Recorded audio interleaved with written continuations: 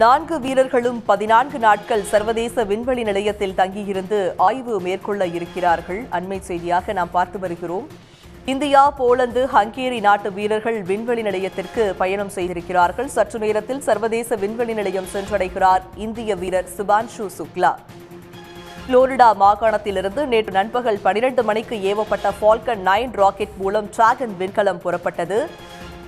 நேற்று மதியம் 12 மணிக்கு புறப்பட்ட டிராகன் விண்கலம் 28 மணி நேரம் பயணித்து சர்வதேச விண்வெளி நிலையத்தை சென்றடைகிறது. சர்வதேச விண்வெளி நிலையத்தை நெருங்கி வருகிறது டிராகன் விண்கலம். அண்மை செய்தியாக நாம் திரையினில் பார்த்து வருகிறோம். இந்திய வீரர் சுபான்ஷு சுக்லா உள்ளிட்ட 4 வீரர்கள் சர்வதேச விண்வெளி நிலையம் செல்ல இருக்கிறார்கள். அண்மை செய்தி. 41 ஆண்டுகளுக்கு பிறகு விண்வெளி வீரர் விண்வெளி நிலையம் செல்கிறார். அதிலும் குறிப்பாக இந்திய வம்சாவளியை சேர்ந்தவர் விண்வெளி நிலையம் செல்கிறார். அண்மை செய்தியாக நாம் பார்த்து வருகிறோம். பின்னால இருந்து டிராகனை மெதுவாக கொண்டு வந்து இப்போ ஐஎஸ்எஸ்க்கு கீழே 400 மீட்டர் தொலைவில் கீழே அது போயிட்ட மாதிரி இருக்குது. அடுத்த பயணமாக வருவது எப்படின்னா 400 அதிலிருந்து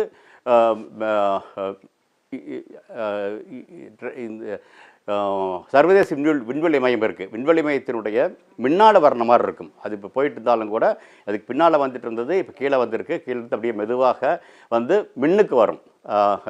அப்போ ரெண்டுமே பயணிக்கும் பொழுது கிட்டத்தட்ட ஒரே நேர்கோட்டில் பயணிக்கிற மாதிரி வரும். அப்போ வரும்பொழுது 220 மீட்டர் தூரத்தில் இந்த ஒரு சங்கவைப்பு நிகழும். 220 மீட்டர் தூரத்தில் எங்கே வந்து ஒரு இதில் இணைய போகுதோ அந்த போர்ட் 4-5 போர்ட் இருக்குது. அதில் முக்கியமாக சர்வதேச விண்வெளி நிலையத்தினுடைய முன்பகத்தில் இருக்கக்கூடிய அந்த கதவு வழியாக அது வந்து இணையணும். அப்படி இணைவதற்காக முதல் கட்டமாக இது வந்து ஒரு 220 மீட்டர் தொலைவுக்கு வரும். அப்போ வந்து எல்லாத்தையும் பார்ப்பாங்க. அது ஒரு வே பாயிண்ட் அப்படிம்பாங்க. வே பாயிண்ட்னா அந்த இடத்துல இருந்து இதெல்லாம் சரியாக இருக்கா அப்படின்னு பார்த்துக்கிட்டு அப்புறம் அடுத்த தரைக்கட்டுப்பாட்டு சொன்ன பிறகு அடுத்த நோக்கி போகும். அப்போ 220 இருந்து 20 மீட்டருக்கு போகும். 20 மீட்டருக்கு போன பிறகு கிட்டத்தட்ட எல்லாம் அப்புறம் அதே மாதிரி சரியாக இருக்குதா அப்படின்ட்டு நேர்கோட்டில் வந்த பிறகு எல்லாம் சரியாக இருக்குதா அப்படின்னு பார்க்க வேண்டியிருக்கும். இதெல்லாம் பார்த்து எல்லாம் சரியாக இருக்குது. அது லேசர் கதிர்களாக இருக்கலாம் அல்லது மற்ற உணரிகளாக இருக்கலாம். இதெல்லாம் வச்சு சரியாக இருக்குது அப்படின்னு தெரிஞ்ச பிறகு அப்புறம் தரைக்கட்டுப்பாடு நிலையத்திலிருந்து சரின்னு சொல்லும் பொழுது அட்டானமஸாக அது ஆரம்பிக்கும். அப்போ அந்த 20 மீட்டர்லேருந்து அது போகும் பொழுது அதனுடைய வேகம் மிக மெதுவாக தான் போகும். ஆனால் அப்படி போனாலும் அது அந்த தூரம் வந்து கிட்டத்தட்ட 30 செகண்ட் ஆகும். 30 வினாடிகள் அந்த இது பயணிக்கும். ஆனால் அந்த பயணம் பண்ணும் பொழுது முழுக்க அது அட்டானமஸ் அப்படின்னு சொல்கிறாங்க இல்லையா, தன்னியக்க முறையில் அது போகக்கூடிய ஒரு சூழ்நிலையில் அது இருக்கும். இதில் வந்து எங்கேயாவது விளக்கம் வந்துச்சுன்னா அப்புறம் வந்து என்ன அப்படின்னா, எப்படி லான்ச் போகும்பொழுது ஒரு கட்டத்துக்கு மேலே லான்ச் அபார்ட் அப்படின்னு ஒன்று வர்றது அட்டானமஸாக அது ஆன்போர்டு கம்ப்யூட்டர் தான் பண்ணும். அதனுடைய கணினி தான் பண்ணும். அதே மாதிரி அப்படி ஏதாவது ஒன்று இருந்துச்சுனால் அது அபார்ட் பண்ணும். அதுக்கு மேலே அது அந்த 20 வினாடிக்கு பின்னால் நடக்கக்கூடியது வந்து மேனுவலாக பண்ண முடியாது. அதே அட்டானமஸாக இதாகி வெளியே வரும். அப்புறம் அதுக்கு மேலே எடுத்து பண்ண வேண்டியிருக்கும். ஆனால் இதுவரைக்கும் அது மாதிரியான சூழ்நிலைகளில் எல்லாம் சரியாக போயிட்டுருக்கு. இப்போ 400 மீட்டர்லேருந்து அது 220 மீட்டர் முன்னால் வரக்கூடிய அந்த பயணத்தை நோக்கி இப்போ நடந்து போயிட்டுருக்கு. ஆனால் இப்போ ரெண்டுமே கிட்டத்தட்ட 27,000 கிலோமீட்டர் மணிக்கு 27,000 கிலோமீட்டர் வேகத்தில் 2 கலன்களுமே, அதாவது சர்வதேச விண்வெளி மையம் சரி, அதே மாதிரி டிராகன் வெஹிக்கிள் சரி, அதுவும் அதனுடைய பயணங்களை அந்த வேகத்தில் அது பயணிச்சுட்டு இருக்குது அப்படிங்கிறது முக்கியம். கிட்டத்தட்ட ரெண்டும் அதை நோக்கி நெருங்கிட்டு வந்துட்டு இருக்கு. இப்போ இங்கேருந்து பார்த்தீங்கன்னா இந்த டிராகன் வெஹிக்கிள் இருந்து அவங்க வந்து ஐஎஸ்எஸ் சர்வதேச விண்வெளி மையத்தை பார்க்குறாங்க. இப்போ நம்ம பார்க்கக்கூடியது அதுதான். நம்முடைய விண்வெளி வீரர்கள் இங்கிருந்து அதை பார்க்குறாங்க. அப்போது எல்லா சமிக்கைகளும் சரியாக இருக்கா அப்படிங்கிறத வந்து நம்ம நேராக பார்க்குறத தாண்டி அந்த உணரிகள் சொல்லக்கூடிய அந்த பராமீட்டர் சரியாக இருக்கா, தான் வேகக்கூடிய வேகம், தான் இருக்கக்கூடிய இடம், தான் இருக்கக்கூடிய இந்த ஓரியன்டேஷன் அப்படி மாதிரி நிலைப்பாடு, அது போய் இணையும் பொழுது இணைவதற்கு சரியாக இருக்குதா அதையும் பார்க்கணும். ஏன்னா நேர்கோட்டு இருந்தாலும் மொத்தம் பத்தாது, அந்த நிலைப்பாடுங்கிறது சரியாக இருக்கணும். ஏன்னா நாளைக்கு போய் இறங்கும்போது அதுக்கான முதல்ல சாஃப்ட் மெதுவாக தொடர்றது அப்படிம்பாங்க. கை பிடிக்கும் பொழுது மெதுவாக பிடிக்கிறது, அப்புறம் அழுத்தி பிடிக்கிறது அப்படிம்பாங்க இல்லையா. அது மாதிரி 2 கட்டமாக இந்த டாக்கிங்கும் நடக்கும். அதுக்கு அதுக்கு அப்போ ஆனால் போகும்பொழுது அது அதனுடைய முறைப்பாடு சரியாக இருக்கணும். நேர்கோட்டில் இருந்தாலும் கூட அது நிலைப்பாடு சரியாக இல்லைன்னா அங்கே போய் சரியாக இணைய முடியாமல் போயிருக்கான வாய்ப்பு இருக்குது. கிட்டத்தட்ட நம்ம இதில் பார்த்தீங்கன்னா நம்ம ஸ்பேஸ் டாக்கிங் அப்படின்னு ஸ்பேஸ் எக்ஸ்பெரிமெண்ட் பண்ணினோம். அப்போது ஒரு சில சந்தேகங்கள் வந்துச்சு. ஏன்னா அதில் சில சென்சர்ஸ் பழுதானதுனால அதனால அது சில சில தடங்கள் வந்துச்சு. அப்புறம் நம்ம 2-3 நாள் கழித்து, ஏன் ஒரு சில வாரங்கள் கழித்து தான் அந்த அந்த அந்த பல சிமுலேஷன்லாம் பண்ணி திரும்ப நாம் கொண்டு இணைச்சோம். அது மாதிரியான சூழ்நிலைகளும் உருவாகலாம். ஆனால் அதற்கு அப்படி இல்லாமல் இருக்கணும்னா இது எல்லாம் வந்து இவர்களும் பார்ப்பாங்க. இவங்க பார்க்குறத அது அந்த பராமீட்டர்ஸும் சரியாக இருக்குதா அப்படின்னு திரும்ப திரும்ப திரும்ப பார்க்க வேண்டிய அவசியம் இருக்குது. அப்புறம் இது எல்லாம் தாண்டி அவங்க 2 பேரும் இணையும் பொழுது இணையுது இல்லையா, இந்த கம்யூனிகேஷன் இவங்களும் அங்கே ஐஎஸ்எஸ் அந்த சைடில் அவங்க சரியாக இருக்கணும். அவங்களும் அவங்க தயாராக இருக்கிறாங்களா அப்படிங்கிறதையும் பார்த்துக்குவாங்க. அப்புறம் 2 சேர்ந்தாம் பிறகு அப்புறம் சீலிங் அப்படிங்கிற மாதிரி ஏன்னா 2ம் ஒன்றாக இணைந்தாம் பிறகு இங்கிருந்து அங்கே போகிறாங்க இல்லையா, அங்கிருந்து அப்போது அதுக்கு அதற்கான கதவு ஹேட்ச் அப்படிங்கிற மாதிரி கதவுகள் மாதிரி இருக்குது. அது திறக்க வேண்டிய அவசியம் இருக்கும். அந்த சைட்லேயே திறப்பாங்க. அப்படி திறக்கிறதுக்கு முன்னால் சம்திங் கால் ப்ரெஷர் ஈக்குவலைசேஷன் அது மாதிரியான ஒரு இது இருக்கும். இது எல்லாமே சில மணித்துளிகள் நடக்க வேண்டிய அவசியம் இருக்கும். டாக்கிங் நடந்தால் பிறகு அடுத்த கட்டம் போவதற்கான பல சோதனைகளும் பண்ண வேண்டியிருக்கும். அதற்கு பிறகு தான் இவங்க உள்ளுக்குள்ளே போக வேண்டிய ஒரு கட்டளை தரை கட்டுப்பாடு நிலையத்திலிருந்து கொடுக்கப்படும். அது வந்து நான் முதல்ல சொன்ன மாதிரி 2 தரை கட்டுப்பாட்டு நிலையங்கள் இப்போ இயங்கிட்டு இருக்கு. எல்லாமே ஒரே சேனலுக்குள்ளே வந்தாலும் கூட டிராகன் சைடில் எல்லாம் சரி அப்படின்னு சொல்கிறது ஒரு தரை கட்டுப்பாட்டு நிலையம். அதே மாதிரி அங்கே இருக்கக்கூடிய 4 விண்வெளி வீரர்கள் டிராகனில், அதே மாதிரி சர்வதேச விண்வெளி மையத்தில் இருக்கக்கூடிய 7 வீரர்கள், அவர்களுடைய தலைவர், அப்புறம் அவர்களுக்கு கண்காணிப்பில் வச்சிருக்கக்கூடிய ஹூஸ்டன் கண்ட்ரோல் சென்டர் இருக்கக்கூடிய அவங்க இப்படி எல்லாரும் மொத்த சரியாக போகும் பொழுது அப்போ அதுக்கு பிறகு தான் உள்ள போவாங்க. உள்ளே போயிட்டு அப்புறம் அதுக்கு அந்த பணிகள் அடுத்து போவதற்கான வாய்ப்புகள் உருவாக்கப்படும். இந்த வகையில் இப்போ வந்து நாம் இந்த இது எல்லாமே ஒரு முக்கியமான ஒரு காலகட்டம். என்ன அப்படின்னா, இதில் வந்து அரசு துறையும் வர்த்தக ரீதியாக விண்வெளியும் மிக உன்னிப்பாக இந்த தொழில்நுட்பத்தை இணைஞ்சிருக்கிறாங்க அப்படிங்கிறது மிக மிக முக்கியமானது. இப்போ பார்த்தீங்கன்னா தெரியும், டிராகன்லேருந்து அவங்க பார்க்கும் பொழுது இது எப்படி இருக்குது அப்படிங்கிற மாதிரி இருக்குது. அதாவது ஸ்பேஸ் சென்டர் இப்போ பார்த்தீங்கன்னா நான் சொன்னேன் இல்லையா, கீழே இருந்து பார்க்குது. அது இப்போ பார்த்துட்டிங்கன்னா பார்க்கணும், இப்படி கீழேருந்து பார்க்குற மாதிரி இருக்குது அவங்க பார்க்குறாங்க. அதனால தான் இது வந்து சர்வதேச விண்வெளி மையம் கீழே இருக்குது. இப்போது சர்வதேச விண்வெளித்தின் கீழே அது இருக்குது.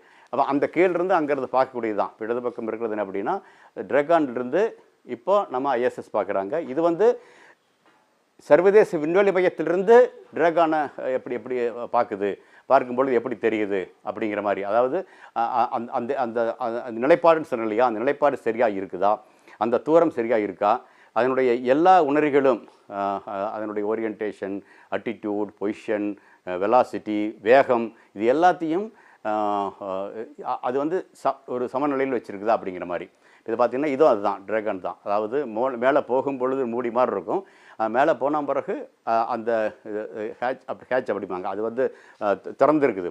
இப்போ நம்ம விண்கலத்தை அனுப்பும் பொழுது மேலே வந்து ஹீட் சோன் அப்படிங்கிற ஒரு கோன் மாதிரி இருக்கும். அது கொஞ்சம் மேலே போன பிறகு அது கீழே விழுந்துடும். ஆனால் இங்கே அப்படி இல்லை. இங்கே என்ன, இந்த டிராகன் வெஹிக்கிளுக்கு இந்த ஹீட் ஷீல்டு அப்படிங்கிறது மேலே போகும் பொழுது வேணும். மேலே போனால் பிறகு விண்வெளியில் தேவையில்லை. 2 காரணத்துக்கு அங்கே தேவையில்லை. ஆனால் அப்புறம் திறந்துச்சுன்னா தான் அது வழியாகத்தான் அவங்க பார்க்க முடியும். ஒன்று. 2வது, திரும்பி இதே வழியில் இறங்கி தான் 2 வாரம் கழிச்சு கீழே பூமிக்கு வர போகிறாங்க. பூமிக்கு வரும் பொழுது திரும்ப அந்த ஹீட் ஷீல்டு அப்படிங்கிறாங்க இல்லையா, அந்த மூக்கு மாதிரி இருக்கு இல்லையா, அதை திரும்ப அதை மூட வேண்டிய அவசியம் இருக்குது. அதனால இப்போ திறந்து வச்சுருக்காங்க. இப்போ எப்படி காரில் எல்லாம் வந்து டிக்கி ஓப்பன் பண்ணுறாங்க இல்லையா, ஹேட்ச் பேக் அப்படி ஓப்பன் பண்ணுற மாதிரி அது வச்சுருக்காங்க. அதனால தான் இங்கிருந்து பார்க்கும் பொழுது டிராகன் ஒரு பக்கம் திறந்த மாதிரி ஒன்று இருக்கும். அது இருக்குது. அப்புறம் கீழே வரும் பொழுது பூமிக்கு 2 வாரம் கழித்து பூமிக்கு வரும் பொழுது வான்வெளியிலிருந்து நம்ம காற்று மண்டலத்தில் நுழையிறதுக்கு முன்னால் அதை வந்து மூடிடுவாங்க. ஏன்னா அதுதான் கீழே வரும்பொழுது மிக அதிகமான வெப்பத்தை தாங்கக்கூடிய ஒரு சக்தி இருக்கக்கூடிய இதாக அது இருக்குது இப்போ. அந்த வகையில் இப்போ நாம் இங்கிருந்து பார்க்கும் பொழுது, இங்கிருந்துன்னா சர்வதேச விண்வெளி மையத்திலிருந்து பார்க்கும் பொழுது நீங்கள் பார்த்தீங்கன்னா தெரியும், அதனுடைய காது விரிஞ்ச மாதிரியும் நம்ம டிராகன் வெஹிக்கிள் இருக்கிற மாதிரி இருக்கும். ஒரு ஒரு ஒரு ஒரு ஒரு ஒரு ஒரு ஒரு என்ன சொல்கிறது, நல்ல ஒரு வான்வெளிக்கு போகாமையே நம்ம வீட்டில் உட்காந்துட்டே நம்ம இதெல்லாம் பார்க்குறோம் இல்லையா. இது வந்து சுபான் சுக்லா எவ்வளவு பயிற்சி எடுத்து போய் அங்கே அவங்க பார்க்குறாங்க. நம்ம வந்து வீட்டில் உட்காந்துட்டே பார்ப்பதற்கான வசதியை கொடுக்கிறது இந்த அறிவியல் தொழில்நுட்பம்.